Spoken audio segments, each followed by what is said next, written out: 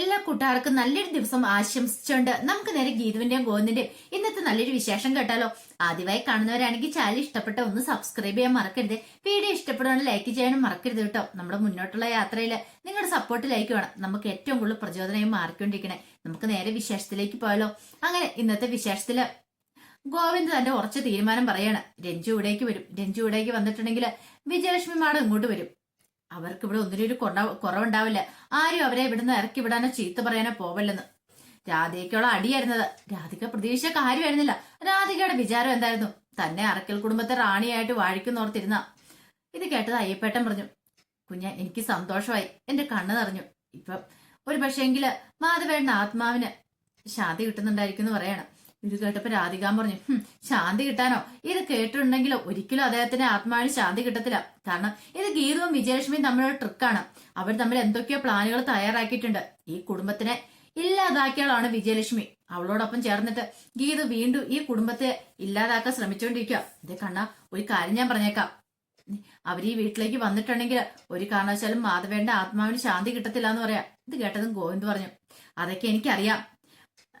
ഈ കുടുംബത്തെ ഇല്ലാതാക്കാൻ ശ്രമിച്ചാൽ ആരാ എന്താന്നൊക്കെ അറിയാം. ഞാൻ അതിനെ കുറിച്ച് കൂടുതലായിട്ട് പഠിച്ചുകൊണ്ടിരിക്കുക. ഞാനൊന്ന് അറിയട്ടെ, അവസാനം ഞാൻ കാണിച്ചു തരാന്ന് പറയാണ്. എന്താ സംഭവിക്കാൻ പോകുന്നുള്ളത്? ഇത് കേട്ടതും രാധികാമ്മയിലൊരു ഞെട്ടലുണ്ടായി. എന്റെ ഭഗവാനെ, അനാർക്കലിയെ കുറിച്ചുള്ള സത്യങ്ങളൊക്കെ ഇനി എങ്ങാനും അറിയുവോ? താനും അനാർക്കലിയും തമ്മിലുള്ള ബന്ധം അറിഞ്ഞ അതോടുകൂടി തീർന്നു. പെട്ടുപോയ തന്നെ. വല്ലാത്തൊരവസ്ഥയായി പോയി രാധികാമ്മയ്ക്ക്. രാധികാമ്മ ഇങ്ങനെ വെപ്രാളപ്പെട്ട് ഇങ്ങനെ ഗോവിന്ദനെ നോക്കുകയാണ്. എന്തെങ്കിലും മുഖഭാവത്തിൽ വ്യത്യാസം ഉണ്ടോ? അങ്ങനെയാണെങ്കിൽ സൂക്ഷിക്കേണ്ടിയിരിക്കുന്നു. തന്റെ കള്ളത്തരം കൈയോടെ പിടികൂടി തന്നെ മനസ്സിലാക്കണം. അങ്ങനെ എന്തെങ്കിലും അനാർക്കലിയെ കുറിച്ച് അറിഞ്ഞിട്ടുണ്ടായിരുന്നെങ്കിൽ ഗോവിന്ദ് ഇങ്ങനെ പറയില്ലല്ലോ എന്നൊക്കെ രാധികാമ്മ ചിന്തിക്കുന്നുണ്ട്.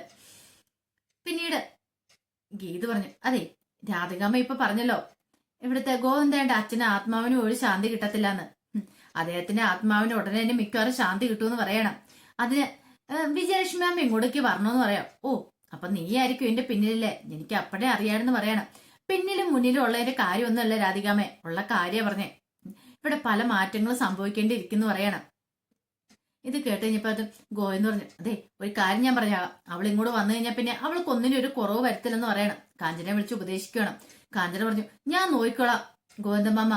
അതെ, രഞ്ജു പാപ്പയ്ക്ക് ഒന്നിനും ഒരു കുറവും വരത്തില്ല. പിന്നെ അവർക്ക് എന്തോ ഒരു വലിയ അസുഖം ഉണ്ടല്ലോ, എന്തോ പ്ലാസ്റ്റിക് അമീബിയോ. രാധികാമ്മയ്ക്ക് കാഞ്ചനയ്ക്ക് ശരിക്കും അറിയത്തില്ലായിരുന്നു അത് ആ പ്ലാസ്റ്റിക് അമീബിയ എന്നുള്ള കാര്യം. അപ്പൊ അതിനെക്കുറിച്ച് അറിയത്തില്ലാത്തതുകൊണ്ടാണ് അങ്ങനെയൊക്കെ പറയണേ. പെട്ടെന്ന് തന്നെ ഗോവിന്ദ് പറഞ്ഞു, ആ കാര്യത്തെക്കുറിച്ച് എനിക്കും പറയാനുണ്ട്. ആ അസുഖമാന്നുള്ള കാര്യം ഇവിടെ ആരെങ്കിലും പറഞ്ഞിട്ടുണ്ടെങ്കിൽ പിന്നെ അവർ ഈ കുടുംബത്തിൽ കാണത്തില്ല. അറക്കൽ കുടുംബത്തിൽ നിന്ന് അവരുടെ പേര് ഞാൻ എന്നേക്കുമായിട്ട് വെട്ടിമാറ്റും. അതോടൊപ്പം തന്നെ അവരുടെ കുലം വരെ ഞാൻ മുടിച്ചു കളയും. ഒരു കാരണവശാലും അവരെ വെറുതെ വിടാൻ ഞാൻ പോകുന്നില്ല എന്ന് പറയണം. ഇത് കേട്ടപ്പോ രാധികയും വരണമെന്ന് ഞെട്ടി. കാരണം അവളുടെ അസുഖത്തെക്കുറിച്ച് അവൾ അറിഞ്ഞിട്ടുണ്ടെങ്കിൽ അവളെ തകർക്കാന്നായിരുന്നു ഈ പറയുന്ന അവരുടെ രാധികയുടെ വരന്റെ മനസ്സിലിരിപ്പ. പക്ഷെ ആ ഒരു ഇതിനാണ് കടയ്ക്കൽ കത്തി വെച്ചിരിക്കുന്ന ഗോവിന്ദ്. ഇനിയിപ്പോ അത് ചെയ്യാൻ പറ്റില്ലോ. പിന്നീട് ഗോവിന്ദ് അങ്ങോട്ട് അകത്തേക്ക് കയറി പോവാണ്. ഈ സമയം രാധയ്ക്കും വരണ്ട നല്ല ദേഷ്യം വന്നു. പിന്നീട് പ്രിയ അവരുടെ അടുത്തേക്ക് വന്നിട്ട് പറഞ്ഞു, അതെ ഇവിടെ നടക്കുന്ന പല കാര്യങ്ങളും കണ്ടില്ല കേട്ടില്ലെന്നൊക്കെ നടിച്ച് ഞങ്ങൾ മക്കളും മരുമക്കളും ഒക്കെ പോയിക്കൊണ്ടിരിക്കുക എന്നും പറഞ്ഞുകൊണ്ട് അത് എന്തിനുള്ള ലൈസൻസ് ആയിട്ട് അത് നമുക്ക് കരുതരുതെന്ന് പറയുവാണ്. പിന്നീട് കാഞ്ചനോട് പറഞ്ഞു, എനിക്കൊന്ന് പോയി കിടക്കണം, എന്നെ മുറിയിലേക്ക് കൊണ്ടാൻ പറയണം. അങ്ങനെ പ്രിയ മുറിയിലേക്ക് പോവാണ്. ഈ സമയം വരൻ രാധികയോട് പറഞ്ഞു, അമ്മേ അവളിങ്ങോട്ട് വരാൻ പോവാ രഞ്ജു. അതെ, അമ്മയ്ക്കയുടെ കയ്യിലൊരു ആയുധം ഇല്ലേ? അവൾക്കെതിരെ അനാർക്കലി അവളും തമ്മിൽ സംസാരിച്ചുകൊണ്ട് നിൽക്കുന്നേ. അത് തന്നെ മതിയല്ലോ നമുക്ക് രഞ്ജു അനാർക്കലും തമ്മിലുള്ള ബന്ധം ഉണ്ടെന്ന് വരുത്തി തീർക്കാനായിട്ട്. എങ്ങനെയുണ്ട് എന്നെ മനസ്സിലായിടിയ? അത് വരണേ, അത് പ്രയോഗിക്കാറായില്ല, അത് പ്രയോഗിക്കേണ്ട സമയമായി വരുന്നുള്ളൂ. ആ സമയത്ത് ഞാൻ പ്രയോഗിച്ചോളാന്ന് പറയണം. ശരി, അമ്മയുടെ ഇഷ്ടം പോലെ തന്നെ നടക്കട്ടെ എന്ന് പറയണം. പിന്നീട് മുറിയിലേക്ക് ചെന്ന് കഴിഞ്ഞപ്പോഴത്തേനും ഗോവിന്ദ് ഓരോന്നിങ്ങനെ ആലോചിച്ചോണ്ടിരിക്കുകയാണ്. അപ്പൊ ഗീതു കുളിയെല്ലാം കഴിഞ്ഞ് അങ്ങോട്ട് വരുവാണ്. കുളി കഴിഞ്ഞ് തല തോർത്തിക്കൊണ്ടിരുന്നപ്പോഴത്തേനും ഗോവിന്ദ് ചിതെന്താ മുടിയെ നല്ല വെള്ളമാണല്ലോ, ഞാൻ തോർത്തി തരാന്ന് പറയാം. വേണ്ട കണ്ണേട്ടാ, ഇതൊക്കെ എനിക്ക് തന്നെ ചെയ്യാവുന്നുള്ളൂ, അത് പറഞ്ഞിട്ട് കാര്യമില്ല, ഞാൻ തോർത്തി തരാന്ന് പറഞ്ഞ് തോർത്തി കൊടുക്കുകയാണ്. അങ്ങനെ തോർത്തി കൊടുത്തുകൊണ്ട് ഇരിക്കുന്ന സമയത്ത് ഗീതുവിനോട് പറഞ്ഞു, അതെ കുളിയെ കഴിഞ്ഞ് കുറച്ച് രാസനാദിപ്പൊടിയൊക്കെ തലയിൽ ഇടണമെന്ന് പറയാം. പിന്നെ എന്ന് വെച്ച് ഞാൻ കുഞ്ഞു വെച്ചല്ലേ, അതുകൊണ്ടല്ല, ഈ പ്രഗ്നന്റ് ആയിട്ടുള്ള സമയത്ത് നമ്മൾ സ്വയവേ കുറെ കെയറിങ്ങും കാര്യങ്ങളൊക്കെ ചെയ്യണമെന്ന് പറയാം. ഞാൻ മുടി ചീവി തരാന്ന് പറയണം.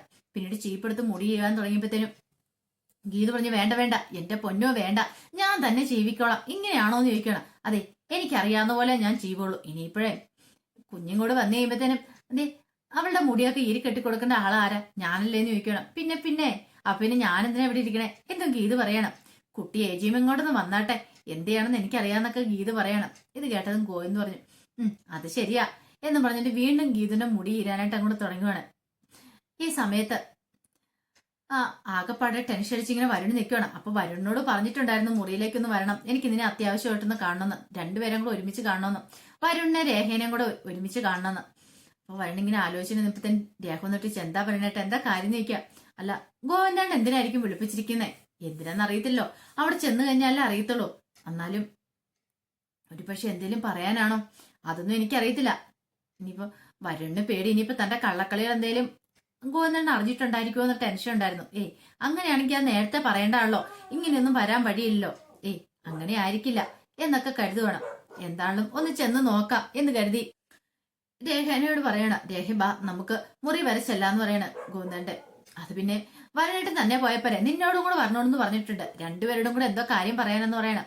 അങ്ങനെ അവര് ഗീതിന്റെ ഗോവിന്ദന്റെ മുറിയുടെ അങ്ങോട്ട് ചെല്ലുവാണ്. ഈ സമയത്ത് മുടി ചീവി കഴിഞ്ഞിട്ട് ഗീത അങ്ങോട്ട് തിരിയുമ്പത്തിനും പെട്ടെന്ന് ഗീതന്റെ പുറം വലിഞ്ഞു. അയ്യോ കണ്ണായിട്ട് എന്റെ പുറം വലിയെന്ന് പറയണം. ഗോവിന്ദന് ഭയങ്കര ടെൻഷനായി. ഹോസ്പിറ്റലിൽ പോണോ?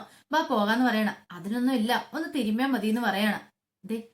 വേണ്ട എനിക്ക് ടെൻഷൻ, നമുക്ക് ഹോസ്പിറ്റലിൽ പോകാന്ന് പറയണം. വേണ്ട, ഒന്ന് ചെറുതായി ചൂട് പിടിച്ചാലാണെങ്കിലും മതി, അത് കുറഞ്ഞോളൂ, ഇച്ചിരി ബാമ്പ് പുരട്ടിയാൽ മതി എന്നൊക്കെ പറഞ്ഞിട്ട് ഗീത പോയി ബെഡിലേക്ക് കിടക്കുകയാണ്. പിന്നീട് ഗോവിന്ദ് തിരുമ്പി കൊടുത്തോണ്ടിരിക്കുന്ന സമയത്ത് ഗീത വേദന കൊണ്ട് കിടന്ന് പൊളയുവാണ്. അപ്പോഴേക്കാണ് വരുണും രേഖയും കൂടെ പുറത്തു വരുന്നത്. പെട്ടെന്ന് വരുണോട് രേഖ പറഞ്ഞു, അതെ ഇവിടെ ഒന്നീ മുറിയുടെ ഫ്രണ്ട് ഒന്നും ഇങ്ങനെ നിൽക്കുന്നത് ശരിയല്ല, ഒരു കാര്യം ചെയ്യാം. വരുണേട്ടൻ അകത്തേക്ക് എല്ലാം പറയണം, ഞാനോ നീയും കൂടെ വാ. ആദ്യം വരുണേട്ടൻ ചെല്ല്, വരുണേട്ടന്റെ ഏട്ടനല്ലേന്ന് ചോദിക്കണം. അങ്ങനെ മടിച്ചു വന്ന വരുണിനെ പിടിച്ചിട്ട് തള്ളു കൊടുക്കുവാണ് രേഖ. വരുണ അകത്തേക്ക് പാഞ്ഞു ചെല്ലുവാണ്. പെട്ടെന്ന് ഗീതവും ഗോവിന്ദും കൂടെ ഇങ്ങനെ എഴുന്നേക്കുവാണ്. അല്ല നീ എന്താടാ ഒരു മുന്നറിയിപ്പ് ഇല്ലാതെ, കഥയിലൊക്കെ ഒന്ന് മുട്ടിയിട്ട് വേണ്ടേ, ഒരു മാനേഴ്സ് ഇല്ലേന്ന് ചോദിക്കണം. അല്ല അത് പിന്നെ ഞാന് കാര്യം പറ, ഏട്ടൻ ഇങ്ങോട്ട് വിളിപ്പിച്ചിട്ടുണ്ടായിരുന്നു കാണാനായിട്ട്. ഓ അതാണ് കാര്യം, വരാൻ പറയാണ്. അപ്പത്തേക്ക് രേഖ അങ്ങോട്ട് കയറി വന്നു. ഈ സമയം വരുണിനെ നോക്കിയിട്ട് ഗോവിന്ദ് പറഞ്ഞു, ഞാൻ നിന്നെ വിളിപ്പിച്ചതിന്റെ കാര്യം എന്താണെന്നറിയോ, എത്രയും പെട്ടെന്ന് തന്നെ ഒരു സൈക്കാട്രിസ്റ്റിനെ പോയി കാണണമെന്ന് പറയണം. ഇത് കേട്ടാൻ വരുൺ പറഞ്ഞു, പോയിക്കോളാം ഗോവിന്ദേട്ടാ, ഉറപ്പായിട്ടും പോയിക്കണം, കുറെ ദിവസങ്ങളായി ഞാനും ആലോചിക്കുന്ന കാര്യമാണ്, ഇവളെ കൊണ്ടുപോയി സൈക്കാട്രിസ്റ്റിനെ കാണിക്കണമെന്ന്. ഇത് കേട്ട രേഖ പറഞ്ഞു, അതിന് എനിക്കെന്താ അസുഖം ഇരിക്കുന്നത്, എനിക്കൊരു കുഴപ്പമില്ലെന്ന് പറയണം. ഗോവിന്ദ് പെട്ടെന്ന് പറഞ്ഞു, അതെ കൗൺസിലിംഗ് വേണ്ട രേഖയ്ക്കല്ല നിനക്കാന്ന് പറയാണ്. എനിക്കോ? അത് നിനക്ക് തന്നെ, വേറെ ആർക്കാ? കാരണം ഇപ്പൊ നിനക്ക് നിന്റെ മനസ്സത്ര ശരിയല്ല, അപ്പൊ ആ മനസ്സിനെ ഒന്ന് പിടിച്ച് നേരെ ഇടണം. അതുകൊണ്ട് സൈക്കാട്രിസ്റ്റിന്റെ ഉപദേശം തേടിയേ തീരുള്ളൂ. നീ രേഖനെയും കൂട്ടിക്കൊണ്ട് പോണെന്ന് പറയണം, അല്ലെ നീ തന്നെയാളും പോയാൽ കുഴപ്പമില്ല, ഒരു കൗൺസിലിംഗ് നടത്തണമെന്ന് പറയണം. ഇത് കേട്ടാ വരും പറഞ്ഞു, അതിന് എനിക്ക് ഇതിന് മാത്രം വലിയ അസുഖങ്ങളൊന്നും ഇല്ലോന്ന് പറയണം. അസുഖങ്ങളൊന്നും ഇല്ലാന്ന് എനിക്കറിയാം, പക്ഷെ അതല്ല അതിന് ശരിയെന്ന് പറയണം. നിനക്ക് ഇവിടെ ശരിക്കും സ്നേഹിക്കാൻ അറിയത്തില്ല, നല്ലതായിട്ട് സ്നേഹിക്കണം. ഒരു ഭാര്യ ഈ സമയത്ത് നല്ല സ്നേഹമൊക്കെ ആഗ്രഹിക്കുന്നുണ്ട്, അത് നീ മനസ്സിലാക്കാതെ പോകുന്നാന്ന് പറയും. ഓ ഭ്രാന്ത് പിടിപ്പിക്കാണ്ട് മനുഷ്യനെ, ഇവിടെ സ്നേഹിച്ചാലും മതി, ആ ഒരു ചിന്തയായിരുന്നു ആ സമയത്ത് വരുണിന്റെ ഉള്ളിലുണ്ടായിരുന്നെ. അങ്ങനെ രേഖ പുറത്തേക്ക് വന്നു കഴിഞ്ഞപ്പത്തിനും വരുണും അങ്ങോട്ട് വരുവാണ്. അങ്ങേര് പറഞ്ഞു കേട്ടോ, ഞാൻ നിന്നെ അങ്ങോട്ട് കൊണ്ടുപോകണമെന്ന്, ഞാനൊന്നും പറയണില്ല അങ്ങോട്ട്, എനിക്ക് ദേഷ്യം വരുന്നുണ്ടെന്നൊക്കെ പറയാണ്. ഇത് കേട്ടപ്പോ രേഖ പറഞ്ഞു, അതെ സൈക്കാട്രിസ്റ്റിന് അടുത്ത് വരുണേട്ടൻ എന്നാ പോണേ, നാളെയാണോ പോന്നേ, അന്നെങ്കിൽ മാറ്റി വെക്കണ്ട, ഇന്ന് തന്നെ അങ്ങോട്ട് പോയിക്കോളാൻ പറയണം. എന്താ? അല്ല ഇപ്പൊ തന്നെ വരുണേട്ടന്റെ മുഖത്ത് എന്തൊക്കെയോ ഒരു ഭാവവ്യത്യാസമൊക്കെ ഉണ്ട്, ഇനിയിപ്പോ ഗോവിന്ദേട്ടൻ പറയുന്ന പോലെ എന്തെങ്കിലും പ്രശ്നമുണ്ടോ എന്ന് ആർക്കറിയാം. പ്രശ്നം നിന്റെ ഞാൻ കൂടുതലൊന്നും പറയുന്നില്ല എന്ന് പറയണം. അപ്പോഴേക്കും ഗോവിന്ദ് കഥവ് തുറന്ന് പുറത്തേക്ക് ഇറങ്ങണം. എന്താ പിന്നെ ഒച്ചപ്പാടും ബഹളം, നിങ്ങൾ മുറിയിലേക്ക് പോയില്ലെന്ന് ചോദിക്കുക. അത് പിന്നെ എന്നൊക്കെ പറഞ്ഞ് ഇങ്ങനെ വരണ്ട് നിൽക്കുകയാണ്. എന്താടാ കാര്യം? ഒന്നുമില്ല, ഞാൻ കൂടുതൽ ഇവളെ സ്നേഹിക്കുമായിരുന്നു, ഇവളെ സ്നേഹിക്കുന്നില്ലെന്നുള്ള പരാതിയില്ലേ, സ്നേഹിച്ച് അങ്ങോട്ട് കൊല്ലാൻ തീരുമാനിച്ചെന്ന് പറയാം. ഇത് കേട്ടതും ഗോവിന്ദ് പറഞ്ഞു, ആയിക്കോട്ടെ എന്ന് പറയണം. അല്ല ഗോവിന്ദാണ് ഇത് എങ്ങോട്ടാ പോണേന്ന് ചോദിക്കേണ്ടിയ. അത് പിന്നെ കുറച്ച് ചൂടുവെള്ളം എടുക്കാൻ പോവാ, അവൾക്ക് പുറത്ത് നല്ല വേദന ഉണ്ട്, കുറച്ച് ചൂട് പിടിക്കാനെന്ന് പറയാം. ഓഹോ അപ്പൊ അതാണ് കാര്യം, അങ്ങനെയാണെങ്കിൽ വരുണേട്ടനും കൂടെ ഒരു പണി കൊടുത്തിട്ട് തന്നെ കാര്യം. പെട്ടെന്ന് തന്നെ അദ്ദേഹം മുറിയിലേക്ക് പോവാണ്. പെട്ടെന്ന് പുറം ഇങ്ങനെ കൊളുത്തി പിടിച്ചോളാം ആന്നും പറഞ്ഞ് കിടന്ന് കരയുവാണ്. ആ സമയത്ത് അങ്ങോട്ടേക്ക് വരുൺ ഓടി വന്ന് ചോദിച്ചാൽ എന്താ കാര്യം ചോദിക്കുകയാണ്. അത് പിന്നെ എന്റെ പുറം വിലങ്ങിയെന്ന് തോന്നുന്നു പറയണം. വിലങ്ങിയോ? അതെ, ഇച്ചിരി ചൂട് പിടിക്കുക, അല്ല ഇച്ചിരി ബാമ്പ് വരട്ടാൻ പറയണം. ഓഹോ അപ്പൊ അതാണ് കാര്യം, അവിടെ പുറം വെട്ടിക്കഴിഞ്ഞപ്പോ തന്നെ ഇവിടെ പുറം വെട്ടിയിരിക്കുന്നു. ഓഹോ ഗീതുവിന് വന്ന അതേ അസുഖം തന്നെ ഇവൾക്കും ഇവിടെ, ഇതങ്ങനെ വെറുതെ വിട്ടിട്ട് കാര്യമില്ല. വരുണോട് വരുണേട്ടാ ഇച്ചിരി എന്തേലോട്ടും തിരുമ്പി ചൂട് പിടിക്കാൻ പറയണം എന്ന് പറഞ്ഞ് രേഖ കട്ടിലേക്ക് പോയി കിടക്കുവാണ്. ഈ സമയത്ത് വരും പറഞ്ഞു, ഞാൻ ഇപ്പൊ തന്നെ വരാന്ന് പറഞ്ഞ് അകത്തേക്ക് കയറി പോവാ. പിന്നീട് രാധികാമ്മൻ അങ്ങോട്ട് പറഞ്ഞു വിടുവാണ്. ഈ സമയം രേഖം പുറന്നിരിഞ്ഞ് കിടക്കുക. അങ്ങനെ രാധികാമ്മ ഓയിൽമെന്റ് ഒക്കെ ആയിട്ട് വരുവാണ്. വന്നിട്ട് പറഞ്ഞു, അല്ല നിനക്ക് എവിടെയാ വേദന എന്ന് ചോദിക്കും. രേഖ തിരിഞ്ഞു നോക്കിയപ്പോഴത്തേനും രാധികാമ രാധികാമയോ? അപ്പൊ എനിക്കിട്ട് മനഃപൂർവ്വം പണിയുന്ന ഇതങ്ങനെ വെറുതെ വിട്ടിട്ട് കാര്യമില്ലോ. അയ്യോ രാധികാമേ, ഈ ബാമ്പ് ഉരുട്ടിയതുകൊണ്ടൊന്നും കാര്യമില്ല. ഇച്ചിരി ചൂടുവെള്ളം കൊണ്ട് ചൂട് പിടിച്ചിട്ട കാര്യമുള്ളെന്ന് പറയാണ്. ചൂടുവെള്ളോ? അത് ഞാൻ കാഞ്ചനയെ കൊടുത്തുവിടാം. കാഞ്ചനയ്ക്ക് 100 കൂട്ടം പണിയുണ്ട് അവിടെ. അതുകൊണ്ട് അമ്മ തന്നെ ഒന്ന് പിടിച്ചാൽ മതി എന്ന് പറയാണ്. രാധികാമ്മയ്ക്ക് നിവൃത്തിയില്ല, കാരണം പിടിച്ചല്ലേ മതിയാവുള്ളൂ. അങ്ങനെ രേഖ ഓർത്തു, ഒരു പണി തന്നെ കൊടുത്തിട്ട് അതിന്റെ കാര്യം, നല്ല പണി തന്നെ കൊടുക്കണം. രാധികാമ്മ ഇനി മകന്റെ വർത്താനം കേട്ട് ഇങ്ങോട്ടേക്ക് ഓടി വരില്ലേ. പിന്നീട് ചൂടുവെള്ളമൊക്കെ ആയിട്ട് വരുവാണ്. വരണാണ് വെള്ളം കൊണ്ടുവന്ന് വെക്കുന്നത്. അങ്ങനെ രേഖയുടെ പുറത്തും കാലിലും കയ്യിലും ഒക്കെ രാധികാമ്മ ചൂട് പിടിച്ചോണ്ടിരിക്കുക. ഒരു സ്ഥലത്ത് ചൂട് പിടിച്ച് കഴിയുമ്പോഴത്തേനും രേഖ പറയുന്നത് അവിടെ അല്ലമ്മ, ഇവിടെ വേദന എന്ന് പറയും. അവസാനം അവശയായിപ്പോയി രാധികാമ്മ പറഞ്ഞു, അതെ ഇനി നീ കുറച്ചാലും പിടിക്ക് വരണേ, എന്നെ കൊണ്ട് പറ്റില്ല, ഞാൻ മടുത്തു, എന്റെ കയ്യെ കട്ടടിക്കാൻ തുടങ്ങി എന്ന് പറയാണ്. എന്നെ കൊണ്ടും പറ്റില്ലമ്മയെന്ന് പറയണം. ഓഹോ, നിനക്കെന്താ പറ്റില്ലായക? നിന്റെ കുഞ്ഞിലെ അവളുടെ വയറ്റിൽ കിടക്കണേന്ന് ചോദിക്കും. അതൊക്കെ ശരി തന്നെ, പക്ഷെ എന്നെ കൊണ്ട് പറ്റില്ല എന്ന് പറയാണ്. അങ്ങനെയാണ് വരുണേട്ടനിട്ട് ഒരു പണി കൊടുക്കണമല്ലോ എന്ന് രേഖ മനസ്സിൽ വിചാരിക്കുകയാണ്. ഈ സമയത്ത് രാധികാമ്മ മടുത്തു. കൈയും കാലും പുറമൊക്കെ തടവി തടവി അവസാനം രാധികാമ്മ പറഞ്ഞു, അതെ ഞാൻ മടുത്തു എന്ന് പറയണം. മടുത്തോ? എന്ത് കാണിച്ചിട്ടമ്മേ? പിന്നെ ഇത്ര സമയമൊക്കെ ഇങ്ങനെ ചെയ്യാന്ന് നിസ്സാര കാര്യമല്ലോ, എനിക്ക് എന്റേതായ പ്രശ്നങ്ങളൊക്കെ ഇല്ലേന്ന് ചോദിക്കണം. പെട്ടെന്ന് തന്നെ ഗീത പറഞ്ഞു, അയ്യോ ഞാനിത് വരുണേട്ടനോട് പറഞ്ഞായിരുന്നല്ലോ, വരുണേട്ടൻ എന്തിനാ അമ്മേനെ പറഞ്ഞു വിട്ടെ? അമ്മ ചെന്നിട്ട് വരുണേട്ടനെ ഇങ്ങോട്ട് പറഞ്ഞു വിട്, വെറുതെ എന്തിനാ അമ്മേനെ ഇങ്ങനെ ബുദ്ധിമുട്ടിക്കുന്നത്, എനിക്ക് ഒട്ടും ഇഷ്ടമുള്ള കാര്യമല്ല ബുദ്ധിമുട്ടിപ്പിക്കുന്നതെന്ന് പറയണം.